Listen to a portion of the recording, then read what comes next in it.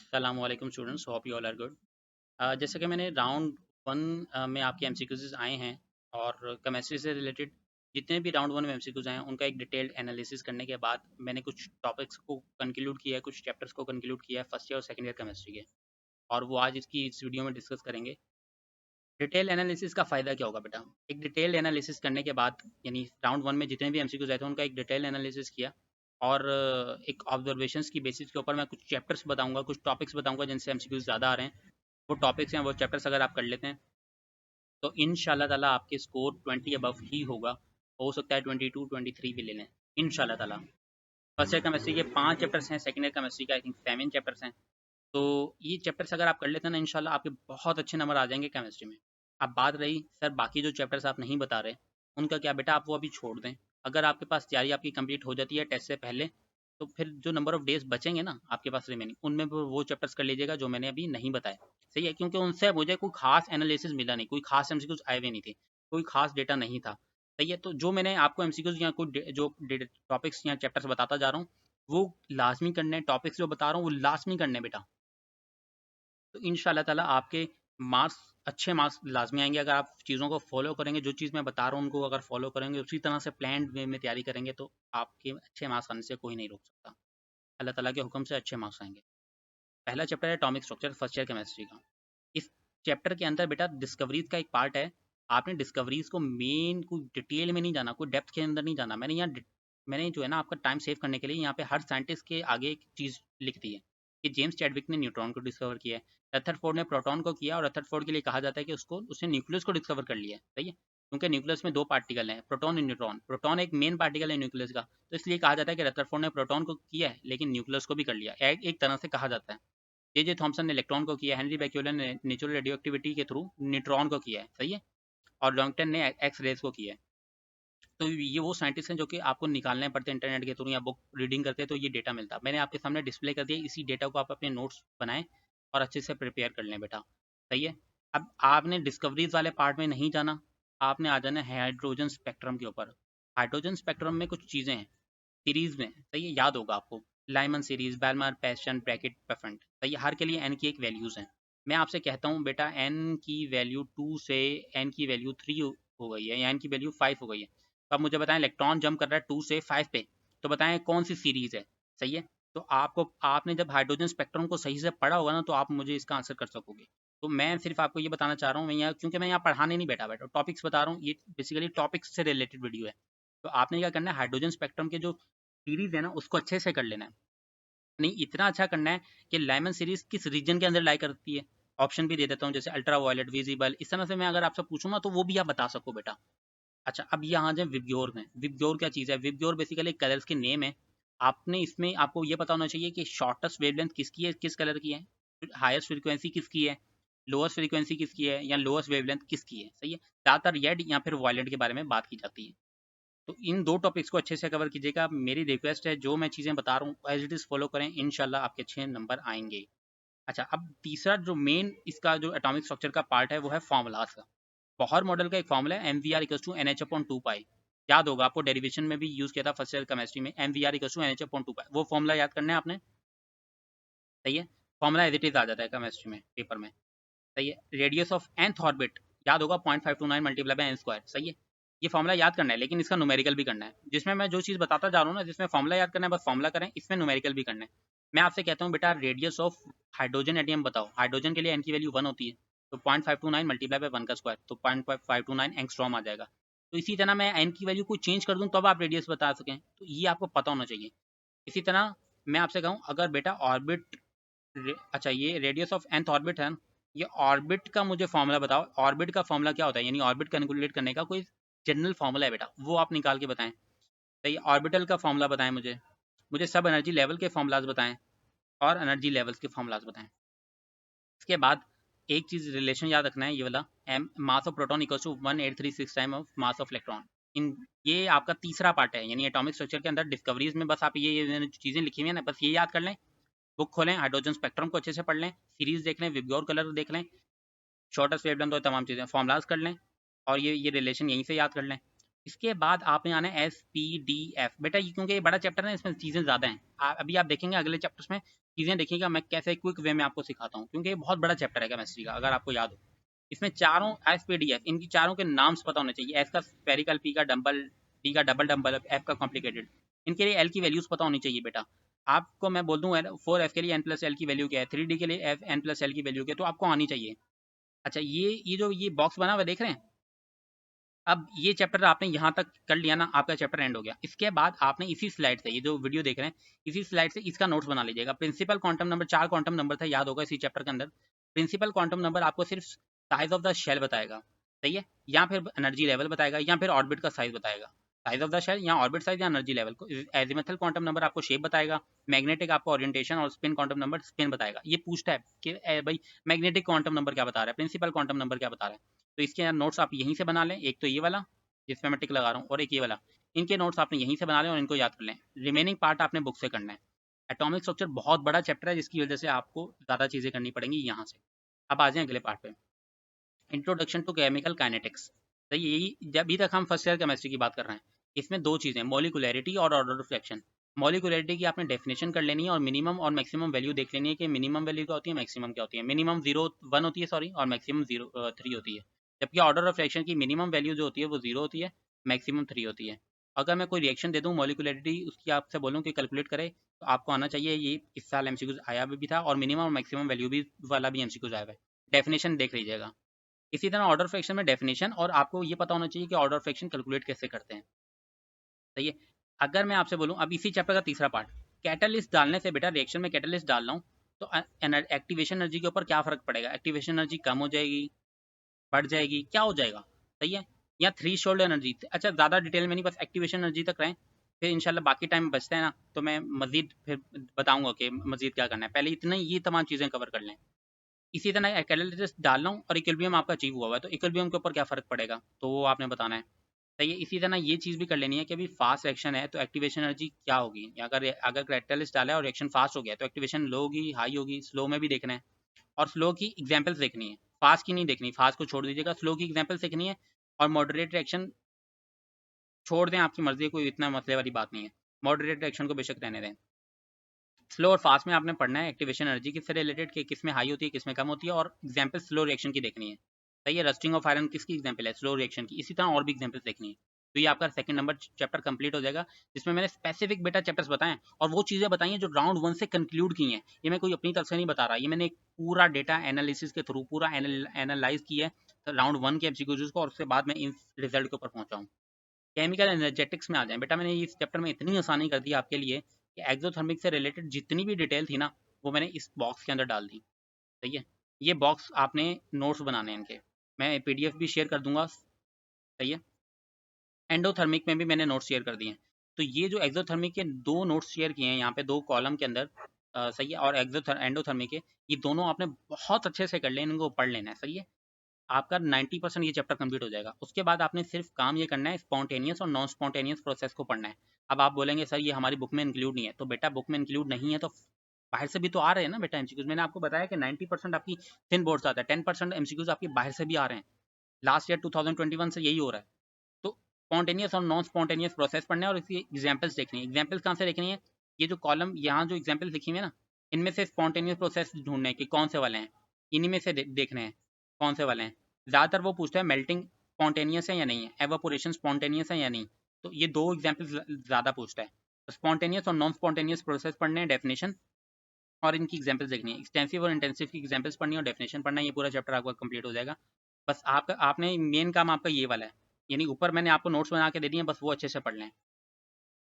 और ये ग्राफ लिखा हुआ है बेटा, ग्राफ को अभी आप छोड़ दीजिएगा, मैं आपको ग्राफ, आपको मैं एक पीडीएफ शेयर करूंगा जिसमें मैंने मजीद इंपॉर्टेंट चीज़ें जो है ना ग्राफ के साथ, और सेकेंड ईयर केमिस्ट्री की मैं एक पीडीएफ शेयर करनी है जिसमें फॉर्मूला से रिलेटेड होगी, इंपॉर्टेंट फॉर्मूला से रिलेटेड और रिएक्शन से रिलेटेड, उसमें मैं ये ग्राफ भी शेयर कर दूंगा कि तो रेंडे हो गए, सही है।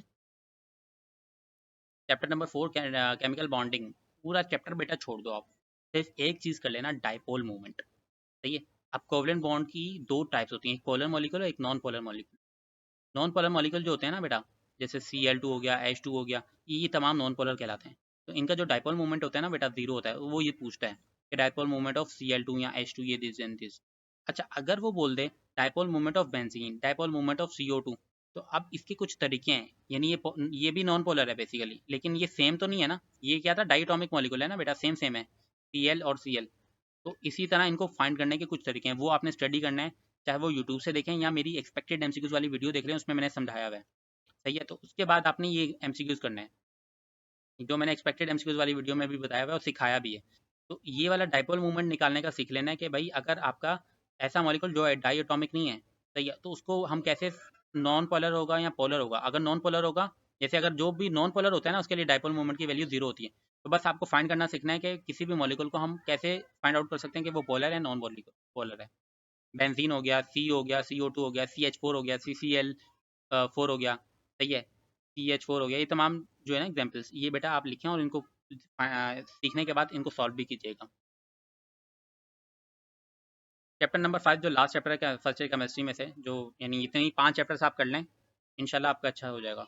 रिलेशन बिटवीन केसी और केपी, एक रिएक्शन दे दूँ आपसे, बोलूँ बताओ केसी और केपी में से बड़ा कौन है, इक्वल है क्या है या क्या चीज़ है। ये केसेस, कुछ केसेस केसी और केएसपी के सॉल्युबिलिटी प्रोडक्ट कहलाता है ये, सही है, और ये आपका ओवरऑल रिएक्टेंट का कांस्टेंट है, तो इक्विलिब्रियम कांस्टेंट भी कहते हैं इसे। तो इनके केसेस पढ़ने हैं, तीन तीन केसेस हैं वो पढ़ने हैं। डेफिनेशन इक्विलिब्रियम को सही से पढ़ना है कि इक्विलिब्रियम की डेफिनेशन है क्या और वो कहती क्या है, ये इंपॉर्टेंट बेटा, सही है।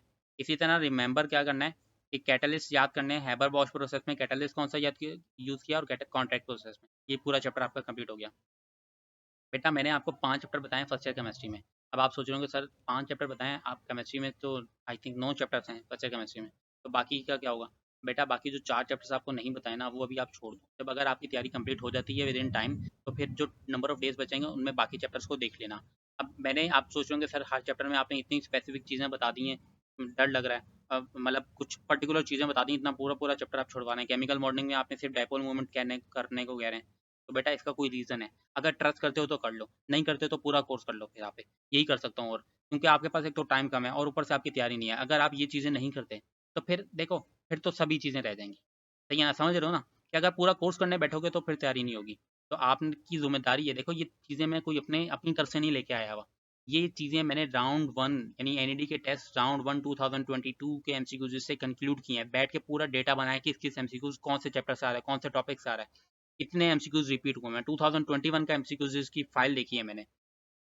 तो जितनी भी फाइलें हैं, तमाम फाइल्स को देखने के बाद मैं इन चैप्टर्स, इन टॉपिक्स को आपके सामने प्रेजेंट कर रहा हूँ। और मुझे मेरी भी रिस्पॉन्सिबिलिटी है बेटा कि मैं जो आपको चीज़ें दिखा रहा हूँ, ये शो कर रहा हूँ, ये ये सिर्फ जो है ना, अगर मैं ये पूरा डेटा एनालिसिस के थ्रू आपके सामने रिप्रेजेंट कर रहा हूँ, तो इसका मतलब यकीनन इनके पीछे कोई खास लॉजिक होगी।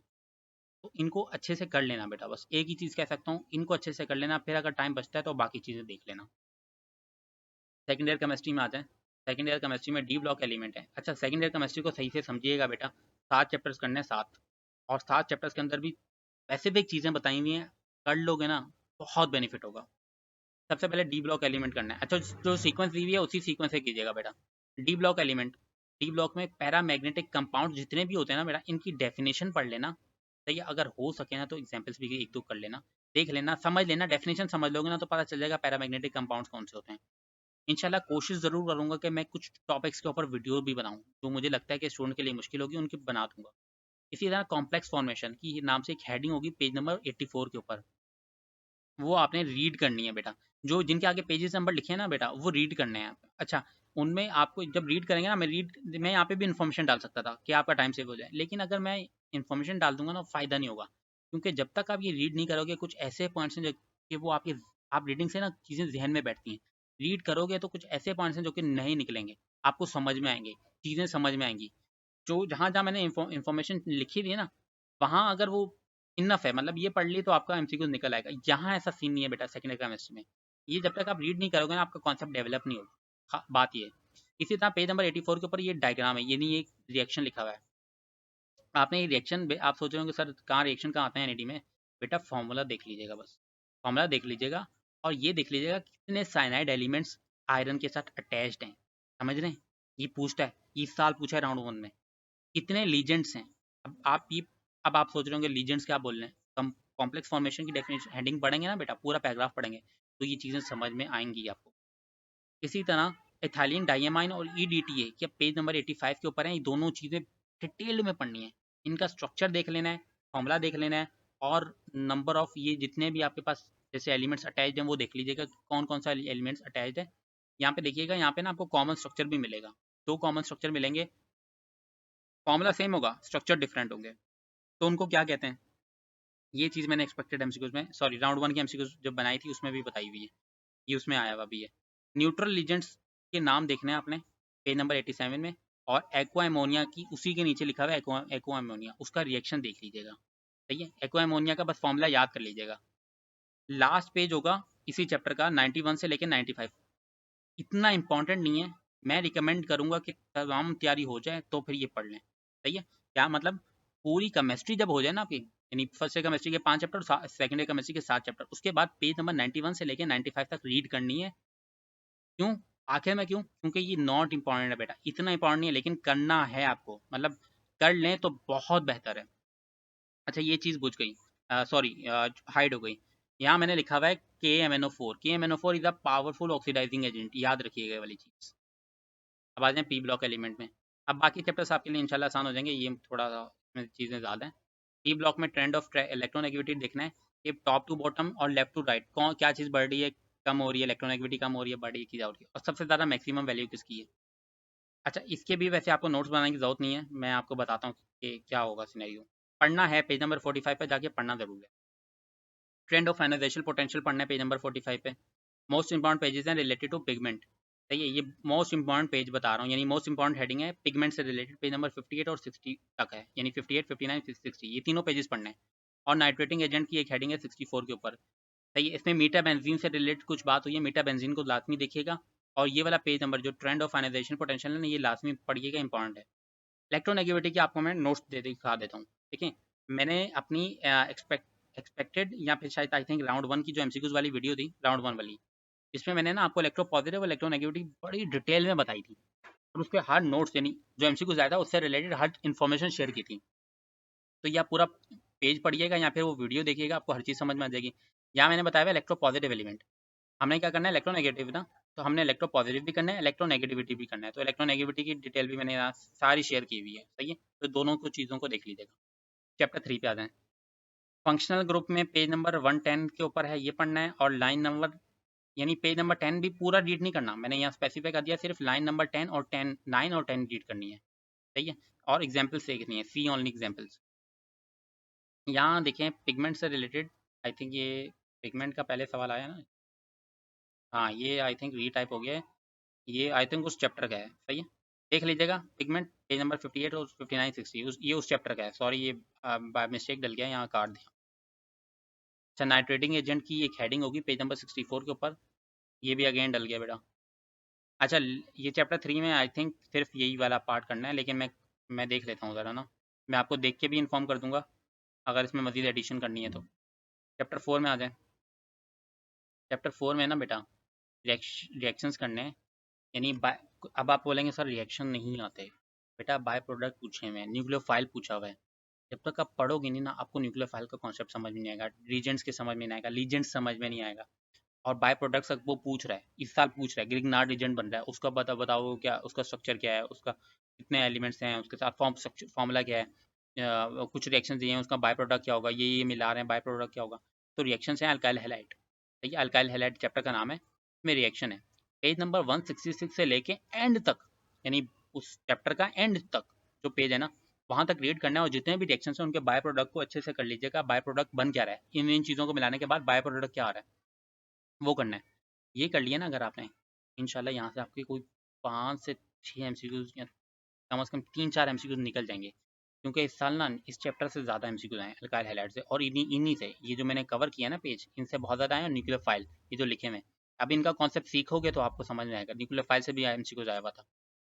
चैप्टर नंबर 5 है carbon compound with oxygen containing functional groups. इसमें सिर्फ ना अगेन इसमें भी आपने यही करना है, बाय प्रोडक्ट याद करना है, पेज नंबर 198 पे लेके कंप्लीट इस चैप्टर का जो एंड का पेज नंबर होगा ना उस तक आपने रिएक्शंस को ना अच्छे से पढ़ना है, बाय प्रोडक्ट याद रखना है, और जो वर्डिंग आ रही है वो भी रीड करनी है। Chemistry of life, I think ये लास्ट चैप्टर में देखें, सेकेंडरी केमिस्ट्री के मैंने टोटल 6 चैप्टर्स आपको बताए हैं। सही है ना, तो विटामिन वाला पार्ट है, विटामिन वाले को अभी आप छोड़ दो, मैं उसकी इन्फॉर्मेशन आपके साथ शेयर करता हूँ, नोट्स बने हुए हैं मेरे पास। Classification of ammonia acid 230 page number से लेके 231 तक रीड करनी है, जिसमें सिर्फ सिर्फ neutral amino acid, acidic and basic amino acid ये रीड करना है आपने। पेप्टाइड बॉन्ड फॉर्मेशन है 232 पेज के ऊपर, ये आपने लाजमी रीड करनी है, मोस्ट इंपॉर्टेंट है। क्लोरिस्ट्रोल की हेडिंग है पेज नंबर 241 के ऊपर, ये रीड करनी है। और जहाँ तक मुझे याद आ रहा है इसके नीचे कोई एक खास पॉइंट भी दिया हुआ था, मेरे जहन में नहीं है कि क्या खास पॉइंट था, मैंने मेंशन करना भूल गया, मैं याद नहीं आ रहा जहन में, लेकिन याद रखिएगा इसी हेडिंग के नीचे ना एक इंपॉर्टेंट पॉइंट है, वो भी आपने पढ़ लीजिएगा उसको। अच्छा विटामिन वाला रह गया, विटामिन वाला देखें इन राउंड 1 में एमसीक्यूज आया हुआ है, ये मैंने इसका पूरा B1 पूछा था उसने, विटामिन B1 तो मैंने सारे यहाँ मेंशन कर दिए, इनके इनको बस कर लेना। तो विटामिन वाला तो पार्ट हो गया आपका कंप्लीट, सही है, यहाँ से हो जाएगा। बचा ये 3 चीज़ें, अब इनमें ये वाली चीज़ और ये वाली चीज़, ये आपने बुक से करनी है, ये भी बुक से ही करनी है लेकिन ये जल्दी हो जाएगी आपकी। बची ये 2 चीज़ें, इनमें पेप्टाइड बॉन्ड फॉर्मेशन बहुत इंपॉर्टेंट है बेटा, लिटरली बहुत इंपॉर्टेंट है। यानी 2021 का और राउंड 1 के एमसीक्यूज मैंने जो आपने सामने रखे थे ना बेटा, तरीकेकार ये था कि उन एमसीक्यूज को मैंने अच्छे से ऑब्जर्व किया, मार्किंग करता गया कौन कौन सा चैप्टर किस टॉपिक से आ रहा है, उन एमसीक्यूज के सामने मैंने टॉपिक्स नंबर लिखे, चैप्टर नंबर लिखा, और फिर ये जाकर ये तमाम चीज़ें मैंने आपके सामने शेयर कर रहा हूँ। देखें अब ये एंड हो गया, यानी फर्स्ट ईयर केमिस्ट्री के 5 चैप्टर और सेकंड ईयर के 6 चैप्टर्स आपको बताएं, टोटल 11 चैप्टर्स। अगर आप ये 11 चैप्टर्स भी तरीके से कर लो ना बेटा, अच्छे वाले लेवल वाले चैप्टर्स कर लो अच्छे से, तो आपके अच्छे नंबर इंशाल्लाह ताला आ जाएंगे, सही है। मज़ीद किसी को कन्फ्यूजन है तो वो पूरे चैप्टर्स कर सकता है, कोई ऐसी मसले वाली बात नहीं है, क्योंकि नंबर ऑफ डेज़ कम है ना आपके पास। तो आपने कोशिश करनी है कि इनको पहले कंप्लीट करना है, नंबर ऑफ डेज़ बच गया है, पूरी तैयारी हो गई, फिर आप बाकी टॉपिक्स को कवर करो जो आपने छोड़ दिए हैं, जो चैप्टर्स छोड़ दिए हैं, फिर उनको कवर करने की चीज़ है। ये जो इतना सारा मटेरियल बताया ना, ये भी कम नहीं है बेटा, ये भी बहुत ज़्यादा है, लेकिन इनको तरीके से कर लो, इंशाल्लाह अच्छे नंबर आएंगे। तो मेरे ख्याल से ये वीडियो आपके लिए बहुत बेनिफिशियल रही होगी। First year math, second year math के ऊपर मैंने बना दी वीडियो, ऑलरेडी अपलोडेड है। फिजिक्स के ऊपर इंशाल्लाह काम कर रहा हूँ, आ जाएगी video. That's all, thank you, अल्लाह हाफ़िज़।